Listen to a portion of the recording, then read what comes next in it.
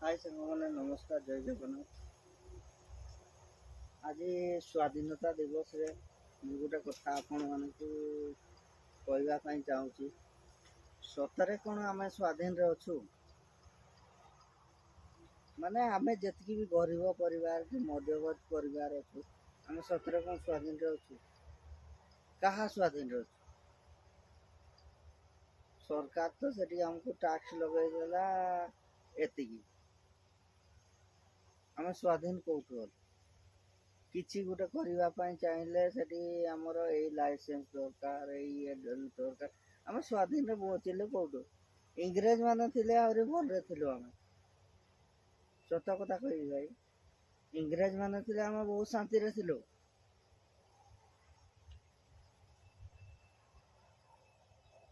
किंतु आम पाखे स्वाधीन सरकार धान क्विंटाल करदेला 3200 ना 3100 टका करदेला 3200 टकर आपण मैंने केते जन धान बिकी मत कमेंट करके कहे केते जन बिकते कमेंट करके निहाती कहे भाई सार रेट हो गला डीएपी सार है आमर केते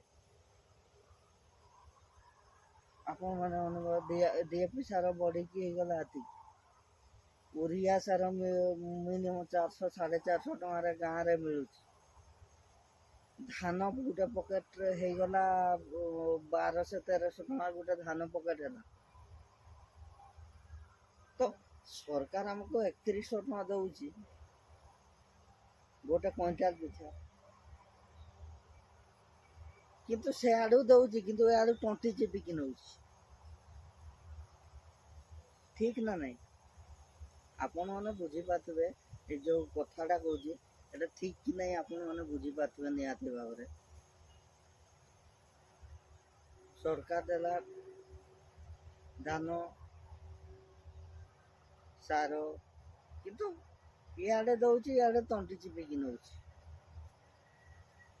आगरू आमर देखुए आपण मैंने जो आमर चाषी भाई भौणी मैंने थिले माने किछि वर्ष पूर्वर माने कौन कह माने माने किछि धर किछि कारणवश तो धान नष्ट हो गला कि ये हैला नहीं धान है भल भाव रे हो पारला नहीं तो सरकार हमको माने जो लोन गुरा को छाड़ कर देथिला एबे आउ से भूली जाओ बापा छाड़ कौन ये छाड़ फाड़ किसी नहीं बरं तापर इंटरेस्ट कषिकी ने कि छाड़ कथा भूली जाओ कहीं नहीं सरकार नहीं कहीं नहीं दुनिया तीन जन मात्र 3 जन देश को चलाउछन्ति आपण माने बुझी पाथुए किए चलाउछन्ति देश को मात्र 1 2 3 माने 3 जन देश को चलाउछन्ति ना ने भाई कि कहवाटा खराब आ जहाँ कहूँ भाई सत कहूँ गाँ गुड़ार देखिए लोक मैंने हजार हजार टका खाऊ लक्ष हजार कहवार भूल लक्ष लक्ष टका खाऊ किंतु कहीं कहबार नहीं कि कहीं शुणवार नहीं कि कहीं आम स्वाधीन कौटी हेले भाई मत गोटे कथा कह आम स्वाधीन कौटी हेले स्वाधीन ताहाकू कह जाए जी माने स्व इच्छा निज इच्छा सब किसी कर स्वाधीन कह आम स्वाधीन कौटू हेले आपण मैंने कहतु स्वाधीन कौटी हेले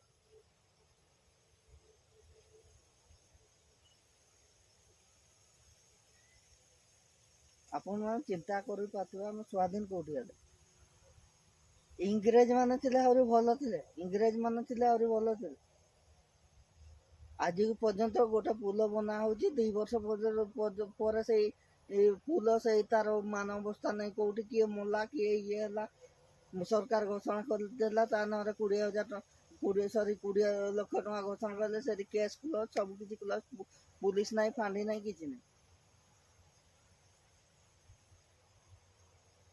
कौन चली सब ଆପଣମାନେ ବି ମନରେ ଟିକେ ଚିନ୍ତା କରନ୍ତୁ, ଯେଉଁମାନେ ଇଏ କରୁଛନ୍ତି ଭାଇ ଆମକୁ ମାନେ ଗୋଟେ କଥା କହୁଛି ଆପଣମାନଙ୍କୁ, ଭଲ ଭାବ ଖରାପ ଭାବ କି ମୁଁ ଯେଉଁଟା କହୁଛି ମୋ ମନର କହୁଛି ସେଟା ଆପଣମାନଙ୍କୁ ଖରାପ ଲାଗିପାରେ, ଭଲ ଲାଗିପାରେ।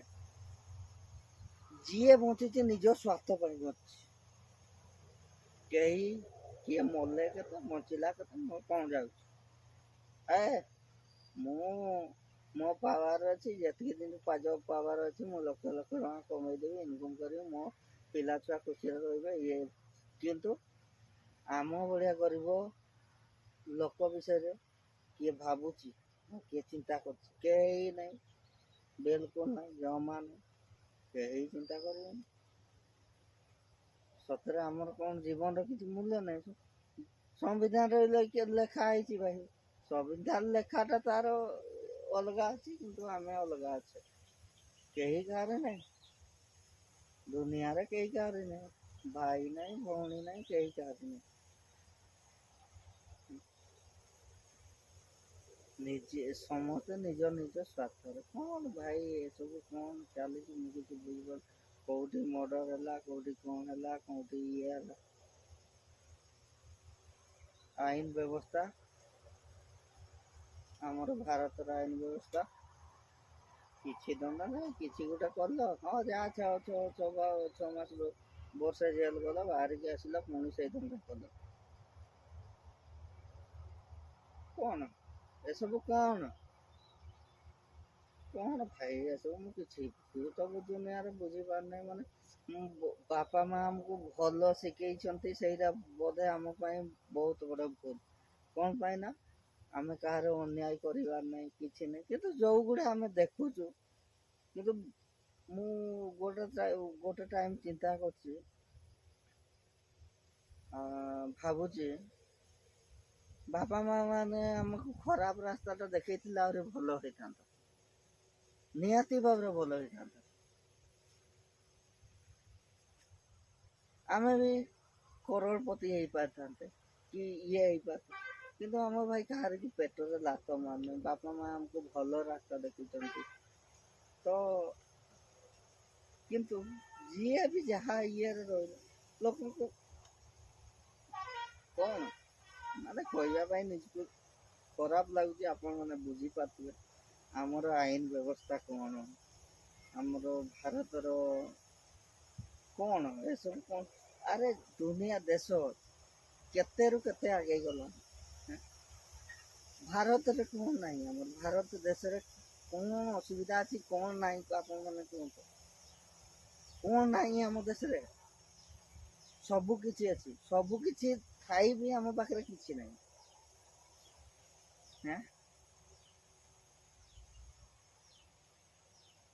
ଖାଲି ଚାରିବାଟେ ଦେଖନ୍ତୁ, କେଉଁଠି ଆଜି ମର୍ଡର, କେଉଁଠି ରେପ୍, କେଉଁଠି ନାରୀ ଧର୍ଷଣ, କେଉଁଠି ଇଏ।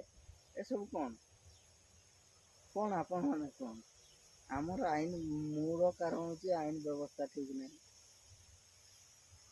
ଆରେ ଭାଇ ଗୋଟେ ଲୋକ ମଦ ବିକିଲା, ଆଜି ସନ୍ଧ୍ୟାବେଳେ ବିକିଲା, ଆଜି ସକାଳେ ଧରା ପଡ଼ିଲା, ସନ୍ଧ୍ୟାବେଳେ ସେ ଘରକୁ ଫେରିଲା, ଟଙ୍କା 5,000 ଖର୍ଚ୍ଚ କଲା, ଘରକୁ ଫେରିଲା। ବର୍ଷରେ ଥରେ ଧରା ପଡ଼ିଲା, 5,000 ଟଙ୍କାରେ ସେ ଧରା ପଡ଼ିଲା, ବାହାରିକି ଏବେ ଗଲା, ଏବେ ସକାଳେ ଗଲେ, ସନ୍ଧ୍ୟାବେଳେ ସେ ବାହାରିକି ପଳେଇ ଆସିଛି। ଗାଁ ଗଣ୍ଡାରେ ଦେଖିବେ ଆପଣ ମଦ ଏମିତି ଆକାରରେ ବିକ୍ରି ଚାଲିଛି, ମାନେ ସେଠି ସମସ୍ତେ ଇନଭଲ୍ଭ ଅଛନ୍ତି।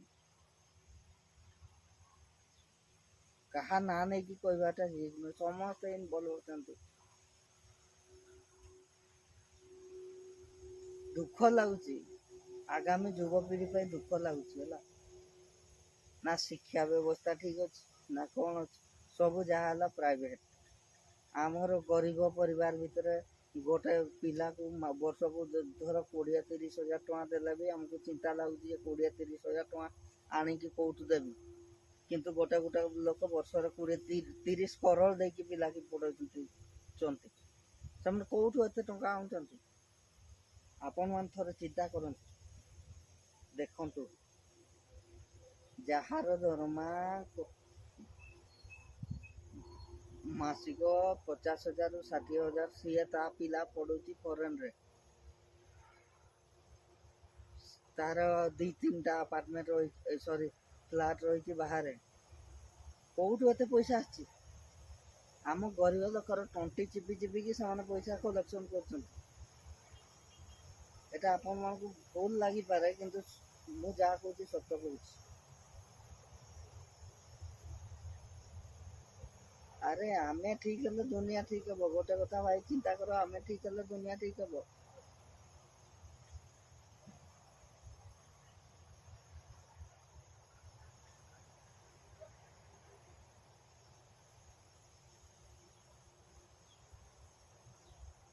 କଣ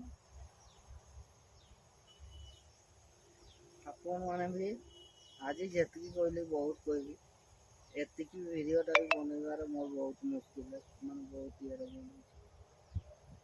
ଯାହା କହୁଛି ଠିକ କହୁଛି।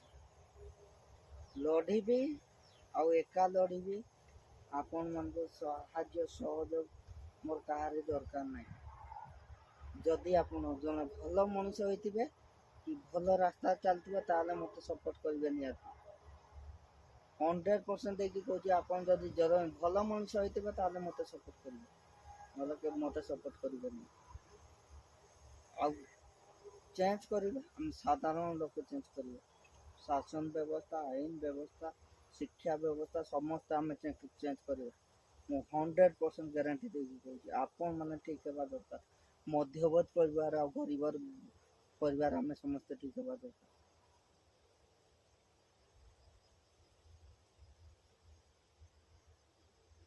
ଆମେ ମାନେ ଠିକ ହେଲେ ଦୁନିଆ ଠିକ ହେବ।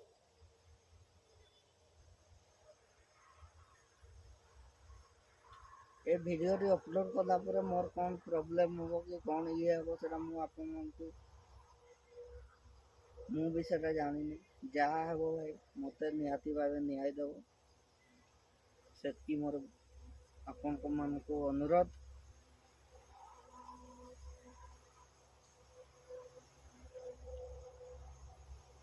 ଆଉ ମୋର ଓଡ଼ିଶାବାସୀ ସମସ୍ତଙ୍କ ପାଖରେ ଏଇ ଭିଡ଼ିଓଟି ନିହାତି ଭାବରେ ପହଞ୍ଚିବା ଦରକାର। ଓଡ଼ିଶାବାସୀ ଏଇ ବିଷୟରେ ସମସ୍ତେ ଜାଣିବା ଦରକାର। କ'ଣ ଚାଲିଛି ଦୁନିଆରେ, କ'ଣ ହେଉଛି, କ'ଣ ଇଏ ହେଉଛି, ସମସ୍ତେ ଜାଣିବା ଦରକାର। ମୁଁ ବିଶେଷ ଆଉ କିଛି କହୁନି। ପୁଣି ଯଦି ବଞ୍ଚିବି ହେଲେ ଆଉ ଗୋଟେ ଭିଡ଼ିଓ ନିହାତି ଭାବରେ ଆପଣମାନଙ୍କୁ ପ୍ରେସ୍ କରିବି। ସେ ଭିଡ଼ିଓଟି ଆପଣମାନଙ୍କୁ ହୋସ୍ ଉଡ଼େଇଦେବ। ଅପେକ୍ଷା କରନ୍ତୁ, ଦେଖନ୍ତୁ, ଆଉ ଗୋଟେ ନୂଆ ଭିଡ଼ିଓ ଆସିବ ଅଳ୍ପ ଦିନ ଭିତରେ। ଆପଣଙ୍କ ହୋସ୍ ଉଡ଼େଇଦେବ, ମାନେ କେଉଁ ଆକାରରେ ସେ ଭିଡ଼ିଓଟି ଆସିବ। ରହୁଛି, ନମସ୍କାର, ଜୟ ଜଗନ୍ନାଥ। ଆଉ ଜଗନ୍ନାଥ କୃପାରୁ ଯଦି ଭଲରେ ଥିବି ତାହେଲେ ନିହାତି ଭାବରେ ଆଉ ଗୋଟେ ଭିଡ଼ିଓ ଅଛି। ରହୁଛି ଭାଇ।